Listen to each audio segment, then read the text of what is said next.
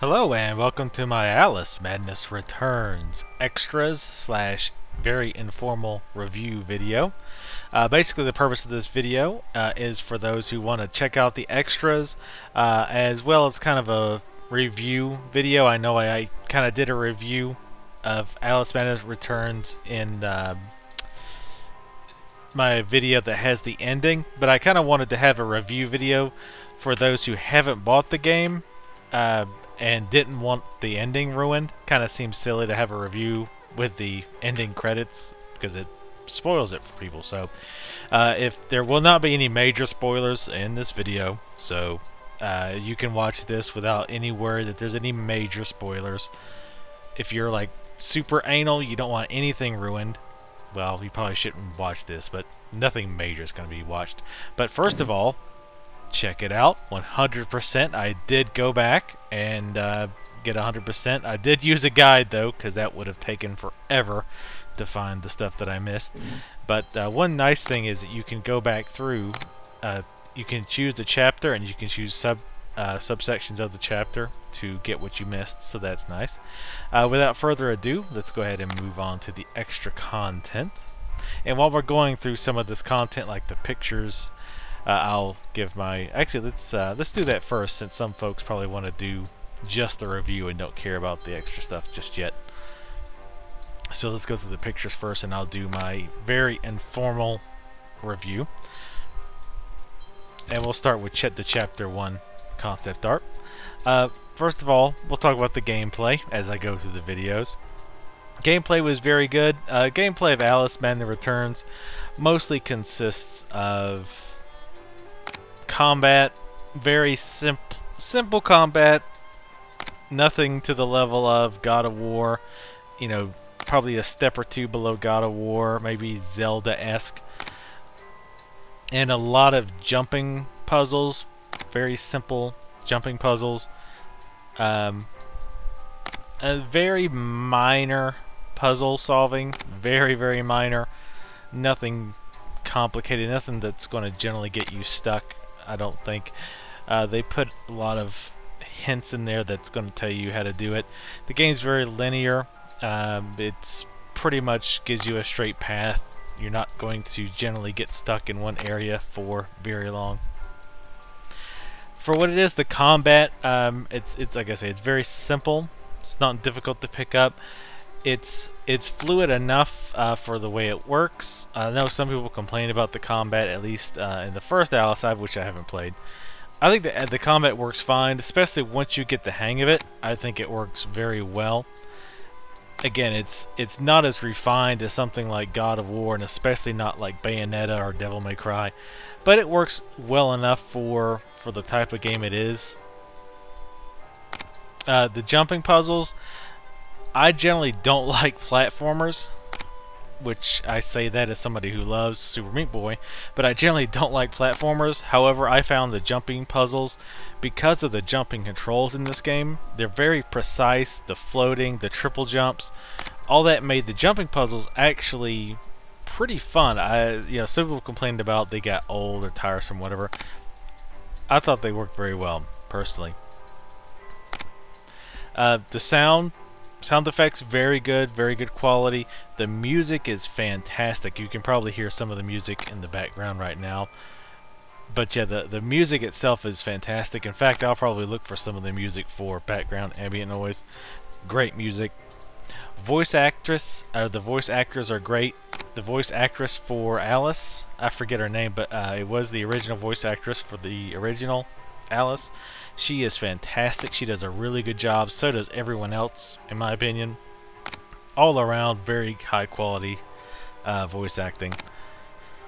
The game length, it took me, I'm very anal about finding all the hidden stuff. It took me probably, I think I was at about 15 hours before I started going back trying to find all the hidden items. 15 to 16 hours. You could easily beat this game in probably 10 hours if you didn't care at all about finding hidden items, which what kind of freak show doesn't try to find hidden items? But really, this game this is one of those games where the gameplay honestly is secondary to the story, the ambiance, and just the environments. The environments, the artwork, the sound, it really just steals the show, in my opinion. And I realize I'm kind of cycling through images again, but this review is kind of going longer than I thought, and there was less images than I thought, but I'm about finished with the review part of this. But and I'm not trying to say that the gameplay is bad, because it's not. It's very solid. But the experience of the game, in my opinion, especially if you're a fan of the Alice in Wonderland, well, if you're just a fan of Alice in Wonderland at all, definitely I would say pick this up. I like to use like price as a indicator of like how much you should pay for a game.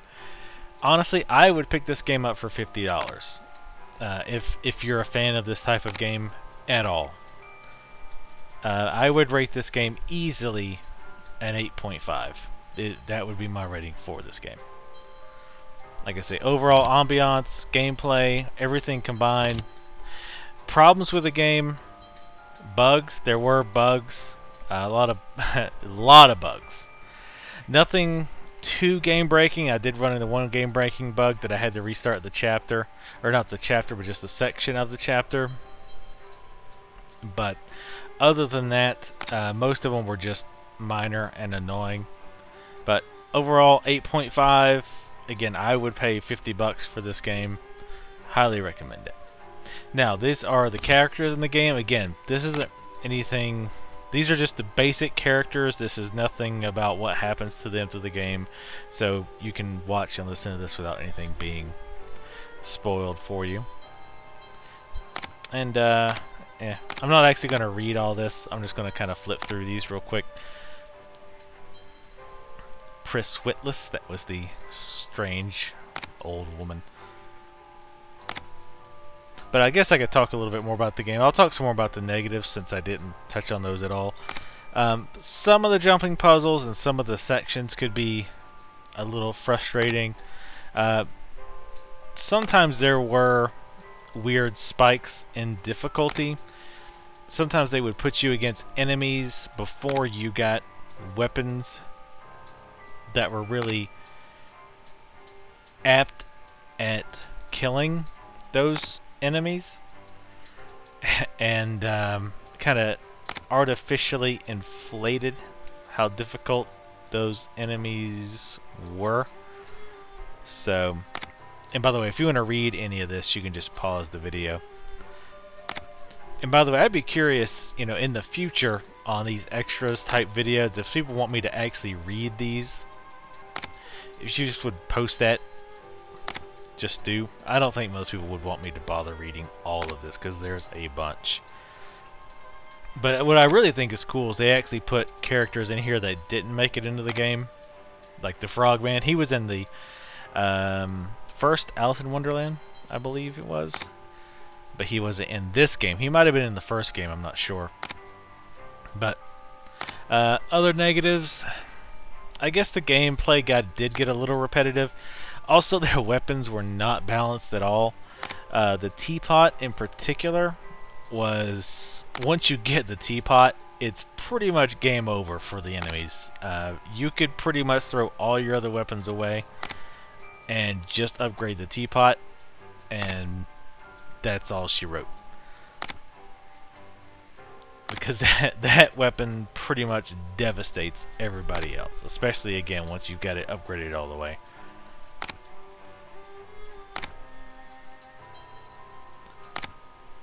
I probably should have written stuff down to say. But yeah, I was very pleased with the game. One thing that kind of agitated me was seeing the negative reviews about the game. It kind of backs what I've already thought about professional, quote-unquote, critics of games, that you should generally not take their advice on anything. Because a lot of people, or a lot of reviewers, gave this game like a 7, which this game absolutely, under no circumstances, deserves a 7. That's way too low for this game. But yet then, these same reviewers gave games like Dragon Age 2, which is about, maybe on a good day, that game is a 7. They gave that game like a 9.5. So, there you go. It's all about who pays the advertisements. Of course, a lot of people ask me, well, then who do you go to for finding out which games are good?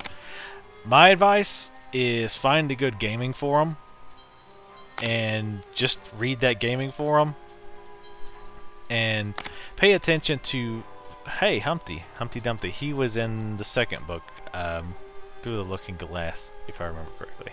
He was, well, don't spoil anything, but Oriental Fog. What was I saying? Oh, just find a good gaming forum, and generally that's much better to go with. And especially as you get used to reading the forum, you'll find people that you tend to agree with. And if you see those people saying, "Oh, this game is great," then you can generally say that you will like that game too. That strategy I found works very well. And I've avoided a lot of bad games and picked up a lot of games I probably otherwise would have never touched because of that strategy. Because unfortunately, like I say, the critics just cannot be trusted anymore. Because they tend to just back, that's all the characters, they tend to back the games that pay their ad revenues. We're not going to watch the theatricals just because of spoilers. And the last thing in the credits, which I will read, is Past Matters. This just talks about Alice's past. Again, this isn't really spoilers. This might have spoilers for the first game. The way it talks, though, I really don't think so. This just kind of brings you up to speed on what she went through.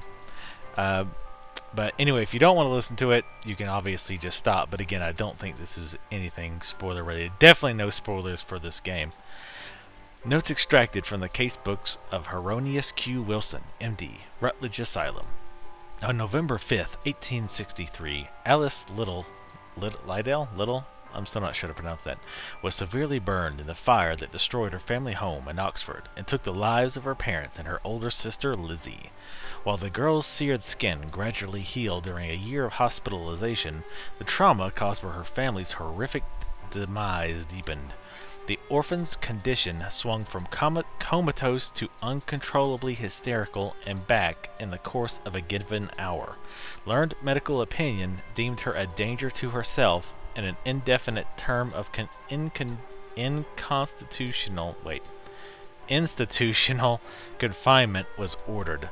At her preliminary examination at Rutledge on November 11th, 1864, Alice presented as deaf, dumb, and blind to stimulation. She seemed, in the brutal expression of the practice, in training for the coffin. Only her age saved her from immediate assignment to the notorious Bedlam catacombs. Despite insensible passivity, paternal quietness, and evident dementia, a course of treatment was prescribed. During the first 6 months of 1865, she was subjected to all the best contemporary remedies, without result. Cold plaster sessions and bloodletting were ineffective and unproductive. Applications of experimental shock apparatuses useless. Likewise, massive doses of laudanum, in a desperate toss, restraints, including a straitjacket, solitary confinement, sensory deprivation, confiscation of her toy rabbit, and cancellation of afternoon tea were tried, and failed completely. She would not respond. She did not resist treatment or in any way react to it. She simply ignored it. She shut down completely and shut out the world. Shortly after the diagnosis of demented was confirmed, she fell into a comatose state. Oop. Damn it. It's not what I meant. Despite her mental infirmity, she appeared physically fit. Staff remained hopeful, not to say optimistic, that she would regain her balance. Her bodily functions were reasonably attended to, but there were pitifully few signs of recovery.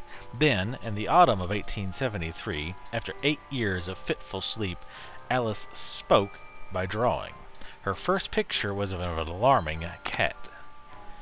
But only bouts of angry, incomprehensible screaming and hysterical sobbing followed this dubious opening of communication. She became intermittingly convulsive and had to be sedated frequently. From time to time, various medical preparations and chemical potions were forcibly administered to little effect, and she required more than verbal encouragement to eat. Something that did look like progress occurred in late November of that year. While her inarticulate mutterings and screams continued, she responded, if not appropriately, at least comprehensively, to her surroundings. When grossly insulted by ward orderlies, the superintendent's imbecilic nephews, Alice, without warning, scared off one of the twins with her furious attack. She handled her spoon like a knife, and made the other bleed like a stuck pig, but then she turned the makeshift weapon on her own wrists. Fortunately, staff prevented her from doing terrible physical damage to herself, but she regressed to her previous state. Days of silence, sometimes sketching fantastical scenes and characters, spouting senseless poetry, then incomprehensible raving, catatonic trances, and unintelligible shouts and groans. Suddenly, in spring of this year, there was a change. She began to speak. Civil then vulgar, declarative then cryptic speech, in and out of her chaotic, violent, deranged, and terrifying dream world. But the periods of lucidity grew longer. She became confidential. She shared some of her sadness, her grief over loss of family and herself. But most often she droned on and on about fantastical visions. These delusions had no reality, of course, but conversation made a connection with the world. This was a significant development. Cogent, but often disconnected, and to me meaningless, talk about Wonderland, tea parties, the fungiferous forest, boojums, jack bombs, snarks, demon dice, and the dastardly Red Queen was nonetheless encouraging. Though our moods ran the gamut from despondent gloom to vicious anger to confident calm, this was a positive prospect. But the emergence of a normal Alice, a cured Alice, was not to be. Throughout the summer and into the autumn, she seemed to vacillate between fantasy and reality. By October, my own health failing, I recognized I had done everything I was capable of doing for her. After a decade of treatment, having addressed her psychic condition with a full array of our age's therapies, she had emerged from her catatonia, but we didn't know why. I once thought the drug regimen had been effective. Now I vigorously doubt it. Reunification with her childhood toy? It turns out that Rabbit was a stand-in for the original, which disappeared years ago. Something I said? She did nothing at my command, instructions, entreaty, or request. To the extent she was cured, she, I believe, cured herself. As she appeared more or less stable, though plagued by hallucinations that frustrated more than frightened her, I succumbed to the superintendent's entreaties. As further cure seemed doubtful, further confinement was deemed a waste of everyone's time. Lacking family and friends, but possessed of a small inheritance, she left Rutledge in November, depressed but committed to the struggle for her sanity. Nurse Witless found her a situation with Dr. Brumby, and Alice was released to his care at the Houndstitch Home and Refugee for Wayward Youth in the East End. I wish them both well. And that's pretty much it. We could watch the credits for another 25 minutes, but we're not going to do that. Also, I don't know if you noticed, but it gives you a New Game Plus. that allows you to start a new game with different dresses, I believe. I think you can, I'm not going to bother doing it right now. But anyway, it lets you choose different dresses, I think. And I think the dresses give you different abilities. Not sure how that works. Don't think I want to do that, because I think, especially after going back and getting 100% on everything, I am just about Aliced out, as much fun as the game was. And by the way, it should tell you something that I went back and actually got 100%, because I pretty much never ever bothered to do that with any game. Anyway, I hope you've enjoyed it. Hope you enjoyed the rest of the Let's Play, if you actually did watch that. If you have any comments, questions, send them my way. And I shall see you next time.